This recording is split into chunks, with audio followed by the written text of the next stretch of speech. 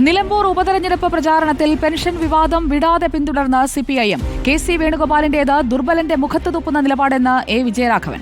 UDF അധികാരത്തിലെത്തിയാൽ ക്ഷേമ pension നിർത്തുമെന്നതിന്റെ സൂചനയാണ് പരാമർശമെന്ന് എം.വി. ഗോവിന്ദനും അഭിപ്രായപ്പെട്ടു.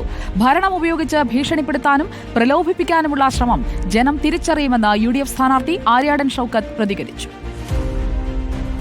കെ.സി. വേണുഗോപാലിന്റെ വിവാദ പെൻഷൻ പരാമർശത്തെ പെൻഷൻ ഗുണഭോക്താക്കളെ അണിനിരത്തി പ്രതിരോധിക്കുകയാണ് CPM. നിലമ്പൂരിൽ നടന്ന പെൻഷൻകാരുടെ സംഗമത്തിൽ നിരവധി പേർ പങ്കെടുത്തു. കോൺഗ്രസ് നേതൃത്വത്തിന് പാവങ്ങളോട് പുച്ഛമാണെന്ന് CPIM പോളിറ്റ് ബ്യൂറോ അംഗം എ. വിജയരാഘവൻ പറഞ്ഞു. ദുർബലന്റെ മുഖത്ത് തുപ്പുന്ന നിലപാടാണ് കോൺഗ്രസിനെന്നും വിജയരാഘവൻ പറഞ്ഞു. ഈ കോൺഗ്രസ് നേതൃത്വത്തിന് UDF നേതൃത്വത്തിന് പരമപുച്ഛമാണ്, ദുർബലന്റെ മുഖത്ത് തുപ്പുന്ന നിലപാടാണ് ഇവിടെ കോൺഗ്രസിന്റെ നേതാക്കന്മാർ.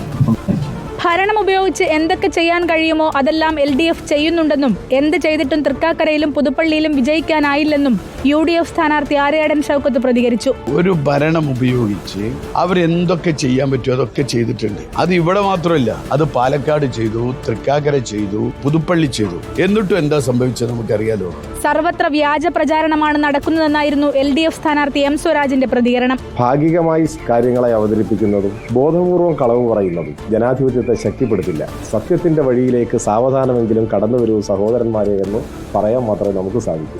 UDF അധികാരത്തിൽ വന്നാൽ പെൻഷൻ നിർത്തുമെന്നതിന്റെ സൂചനയാണ് ഇതെല്ലാമെന്നായിരുന്നു CPM സംസ്ഥാന സെക്രട്ടറി M.V. ഗോവിന്ദന്റെ പ്രതികരണം.